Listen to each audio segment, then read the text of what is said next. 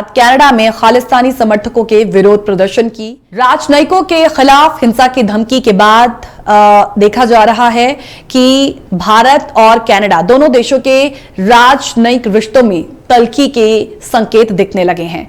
भारत के खिलाफ प्रदर्शनों और राजनयिकों को हिंसा का शिकार बनाने की अपील करने वालों से जुड़े सवालों पर कनाडा के पीएम जस्टिन ट्रूडो की टिप्पणी आई। उस टिप्पणी में उनकी ओर से कहा जाता है कि उनकी सरकार ने हमेशा से हिंसा और धमकियों को बेहद सीरियसली लिया।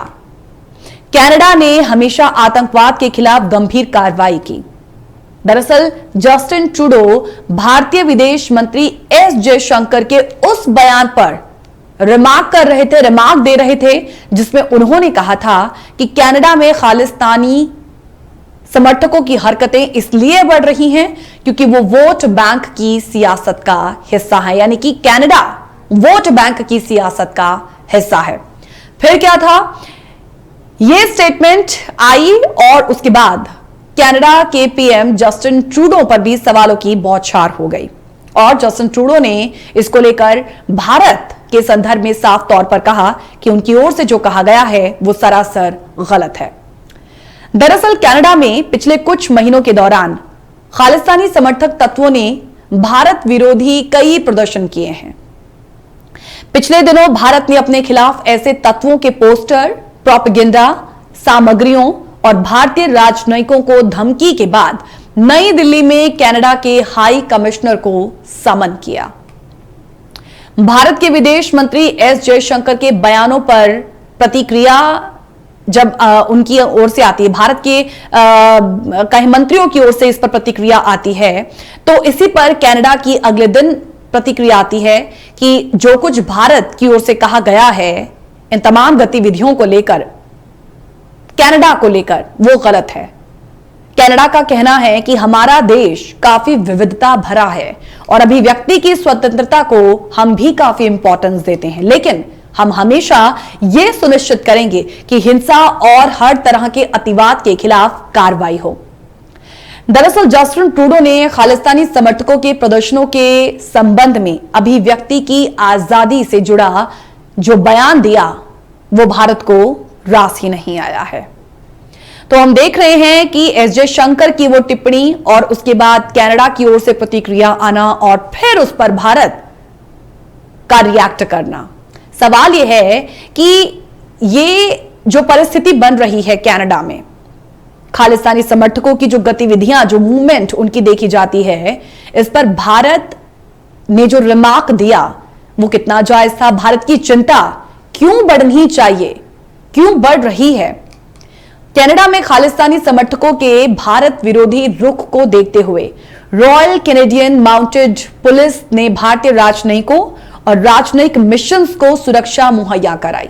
लेकिन कनाडा में अलगाववादी गतिविधियां लगातार बढ़ती जा रही हैं। कनाडा में बड़ी तादाद में सिख मौजूदा ट्रूडो सरकार के समर्थक हैं। हम इसके पीछे के कारण आपको बता रहे हैं कि कनाडा में इस वक्त बड़ी तादाद में सिख मौजूद हैं जो कि ट्रूडो सरकार के समर्थक हैं। तो माना जाता है कि इसीलिए सरकार अब तक सिख चरमपंथियों के खिलाफ सख्त कार्रवाई करने से बचती रही है। भारत के विदेश मंत्री एस जयशंकर भी इसी की ओर इशारा करते हैं कि क्यों कोई कदम नहीं उठाया जा रहा है। ट्रूडो के हालिया बयान से पहले तक कनाडा के विदेश और रक्षा मंत्री खालिस्तानी समर्थकों को भारत विरोधी प्रोटेस्ट और हिंसा पर औपचारिक बयान ही जारी करते रहे हैं। अभी तक कोई बड़ा एक्शन उनकी ओर से लिया नहीं गया है। यही वजह है कि भारत को आखिरकार इस पर टिप्पणी करनी पड़ गई। एस जयशंकर ने इसको लेकर कनाडा के पीएम को लेकर टिप्पणी कर दी। ट्रूडो और यहां तक कि जब कनाडा के कंजर्वेटिव विपक्षी दल के नेताओं की बात करते हैं तो उन्होंने भी भारतीय राजनयिकों को निशाना बनाए जाने की खुली धमकी पर कुछ नहीं बोला, यानी कि किसी तरीके का कोई ना रिएक्शन और ना ही एक्शन नजर आया। कनाडा में भारतीय मूल के 24 लाख लोग हैं और इसमें से 7 लाख सिख कम्युनिटी के हैं। ये लोग ज्यादातर greater Toronto, greater Vancouver, Edmonton और कैलगरी में बसे हुए हैं और इन्हें एक बड़े वोट बैंक के तौर पर अक्सर देखा जाता है। राजनीतिक विश्लेषक इसी को लेकर अपनी टिप्पणी कर रहे हैं कि जब इस तरीके का वोट बैंक सामने आता है तो फिर उस वक्त राजनीति ही होती है।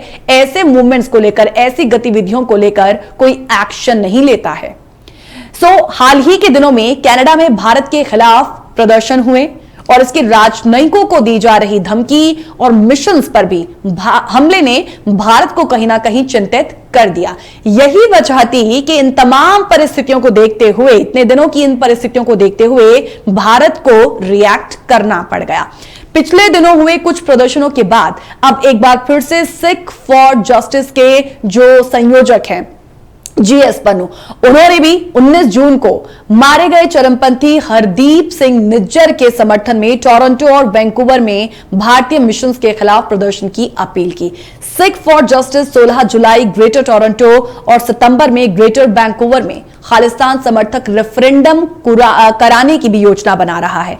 वैंकूवर में निज्जर और ब्रिटेन में अवतार सिंह खांडा की गैंग वॉर में मौत के बाद पन्नू की सक्रियता भी लगातार बढ़ गई है। कुल मिलाकर इन तमाम परिस्थितियों को लेकर माना जा रहा है कि जल्द ही वो एक रैली में दिख सकते हैं। और पहले यह खबर आई थी कि पन्नू की बुधवार को भी अमेरिका के सड़क हादसे में मौत, हालांकि सिर्फ एक जानकारी इस तरीके की आई थी, एक अपुष्ट जानकारी सामने आई थी। कनाडा, ब्रिटेन, अमेरिका और जर्मनी में भी भारत विरोधी प्रदर्शन करने वाले खालिस्तान समर्थक संगठनों ने आरोप लगाया कि भारत सरकार उनके नेताओं को मरवा रही है। माना जा रहा है, कहा जा रहा है कि इन संगठनों को पाकिस्तान का समर्थन लगातार मिल रहा है। फिलहाल ये जो एक्शंस हैं लगातार उनकी ओर से देखने को मिल रहे हैं, खालिस्तानी समर्थकों की ओर से, लेकिन अभी तक सिर्फ यहां पर वाद विवाद ही चल रहा है दो देशों के बीच में। और माना जा रहा है कि जिस तरीके का ये वाद विवाद देखने को मिला दोनों देशों के बीच में, उसके बाद यही संकेत मिल रहा है कि जो चिंताएं हैं दोनों देशों के बीच में, जो संबंध हैं, उसमें इसका खासा असर देखने को मिल सकता है। ये वो तमाम कोट्स जिनको आज डिकोड द कोट्स में हमने चौंका दी है। इसी के साथ आप सभी से इजाजत लेंगे। जॉसली के बाकी प्रोग्राम के लिए कीप वॉचिंग अस। नमस्कार।